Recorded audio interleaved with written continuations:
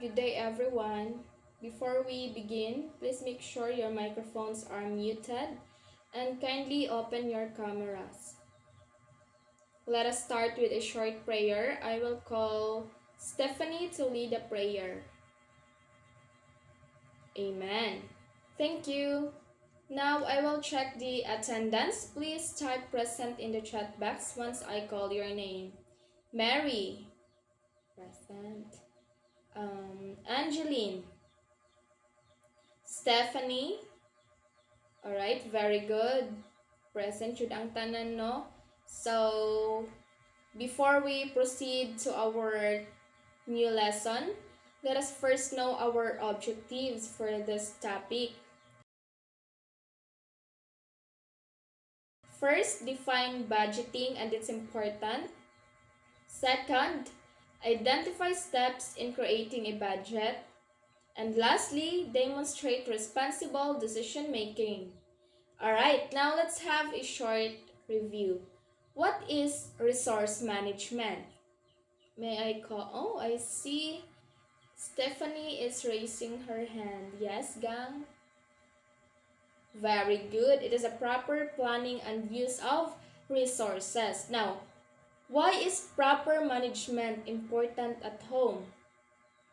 I see no one is raising. May I call Angeline? Lucky winner. Okay, very good. To avoid waste and meet family needs, as what Miss Angeline said.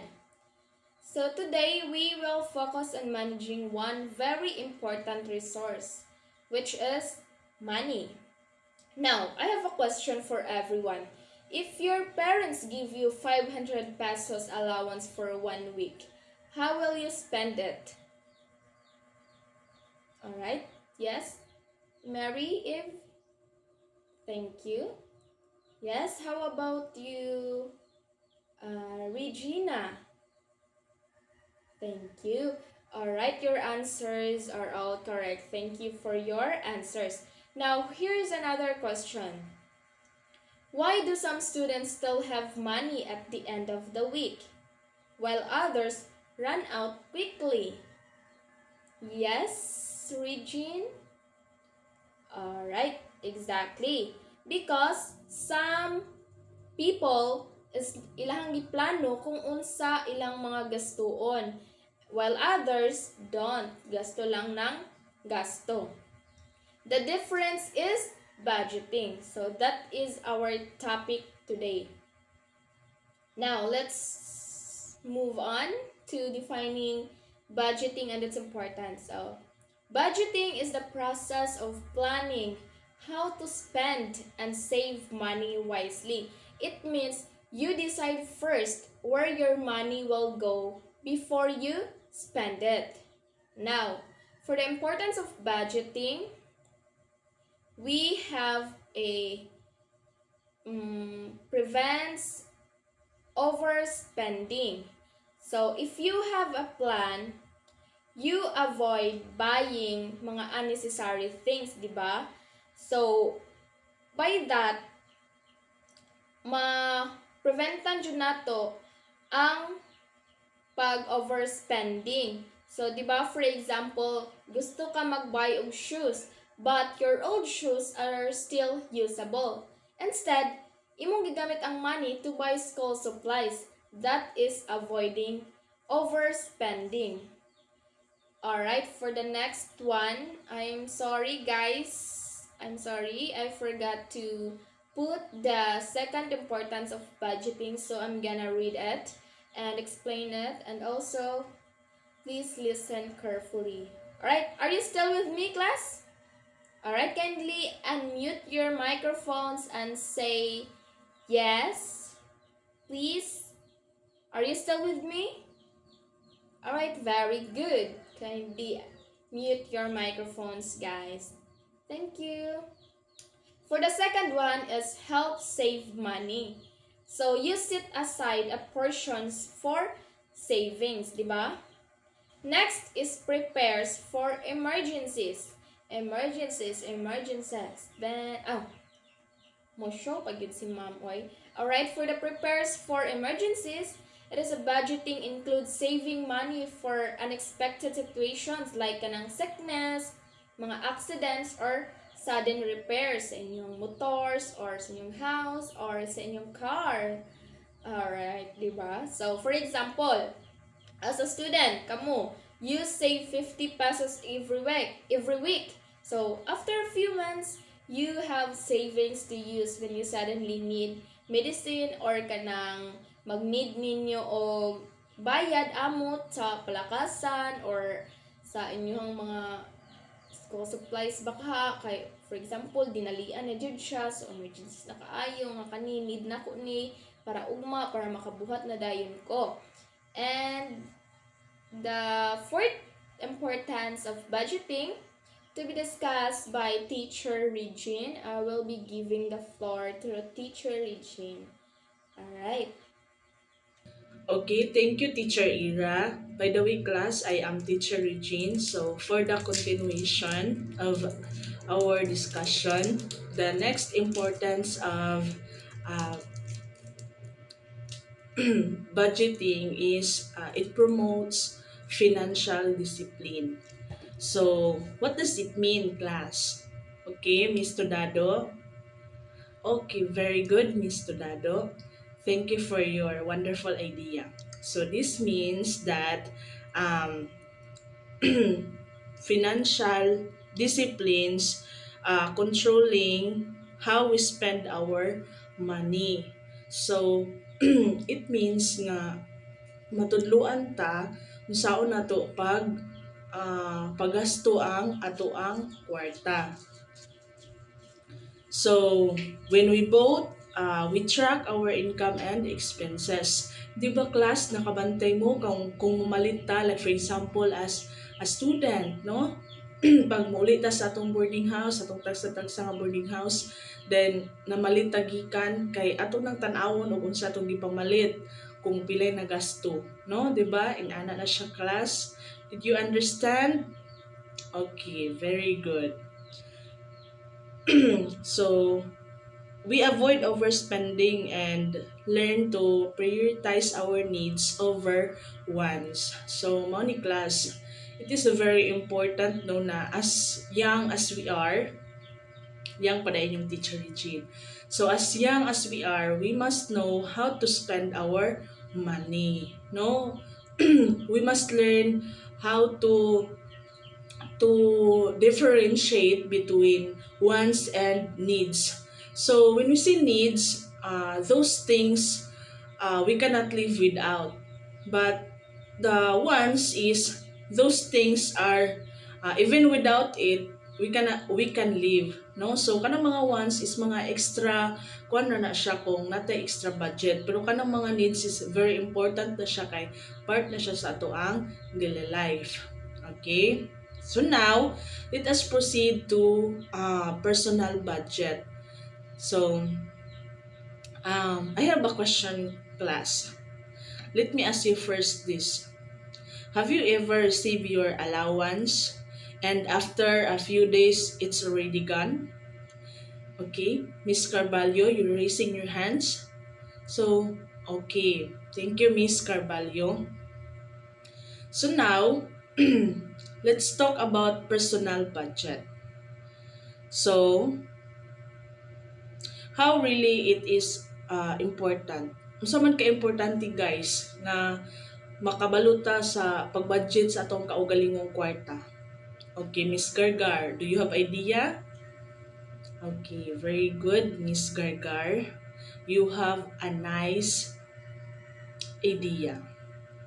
Okay, so let's discuss today the steps no on how to budget our personal money. So the first step is to identify your income. So first, income is the money you receive. For students, this could be allowance, gift, part-time earnings. So kanang income is munay kwarta nga ato ang nadawat. It's either allowance sa gihatag ninyo sa mama o papa, Dayon, it could be part-time job earnings or a small business, no? Kung namaligya ka kay karon na panahon kay very realistic naman kaayo even though mga bata pa kabalo na mamaligya para makakwarta, no? So, if your weekly allowance is 1,000, this is your total income. So, kung gitagaan ka sa imong papa class or mama o 1,000, ada ko as allowance ay 1,000. So, sa mga allowance karon kay nadagko naman kay mga hayahin namang mga bata, no? So, kung imong allowance is 1,000, dahil mo na nadawat mo, so mo na imong income class, no? Mo na income nimo, so ikaw na bahala ana unsaon na nimo nga maigo na nimo within ana nga week. So usually pag mag boarding house ka, kana nga kwarta is mo na gamiton nimo pang food, pang transportation, kanang adto kag eskwelahan, then pang snack, dayon school supplies, no? So mo na first identify your income. First steps on how to budget personal money. So the next one is allocate money properly. What does it mean, what does it mean, class? Okay, Miss Jimena. Very good. Very good, Miss Jimena. So kana daw allocate your money is kung tagaan kag kwarta, imo na siyang igahin-gahin para ahan ang kwarta. Like for example, 250 para sa food, 150 para sa transportation, 250 sa snacks, 100 para sa school supplies. So, mao na ang ikaduha nga steps, allocate your money. Do you understand, class? Okay, very good. Let's continue. The next steps is set aside savings. So what does it mean? Set aside savings. Oh, Miss Abapo. Okay, very good. So for Abapo, kuan daw kanang sa iya daw allowance is magahin daw siya sa iyang allowance para pang savings, iyang tigom. So iya daw allowance is 500. So kuan daw na niya 100 para savings. So that is set aside savings. Muna siya ikatulong nga kanang steps on how to budget personal money. So very good, Miss Abapo. So mao na class nga kita ra bang mga batanon kay batanon pa man inyong teacher Regine. So usually pag naara ba tay makitaan, pag natay kwarta ganahan gyud kita mo palit nya without knowing nga atong allowance ato ang money igo-igo ra di ay nga pang food o pang pamasahe. So very important nga i-take note nato o isod sa tong hunahuna nga kinahanglan naputay i-set aside for savings. Okay? Did you understand? Okay, very good. Next is monitor and adjust. So, monitor your spending. If you notice you're overspending on wants, adjust your budget. So, kani, monitor and adjust. So, I know class na very familiar kay mo ani. Kay sometimes makakita ako sa mga students no nga kanang maghunahuna din na sila nga mingon din na sila nga mag-budget sa ako karon uy kay kanang kuan para ba kanang Wednesday para ba nya akong allowance kay 300 na lang nya saon na lang nako ani basig wala na ko'y pamlitig uli. So inana no, so inana nga mga scenario. So very important nga ang imuhang kwarta is imo jud nang tarungon pag budget, imo jud una-unaon nga kanang dili lang kay karon na day ka mo gasto na apay ugma. So imo jud i-bear in mind nga pag mag-overspend ka this week, maybe next week wala na kay imuhang panggasto kay imo namang gigasto karon tanan. So imo nang i-track og i-monitor. Did you understand? Okay. Very good. So did you understand, class? What are the steps? Okay, Miss Carvalho? Okay, so identify your income, and then the next step is list your expenses and allocate money properly, and then set aside savings, and then monitor and adjust. Very good. Okay, did you understand? Are you sure? Okay. So now let's proceed to the activity. So I'll be giving activity, guys, 5 minutes activity, and then you pass it. No? Okay. You may now answer the activity. That's all. Thank you. I hope you learned something today. Thank you.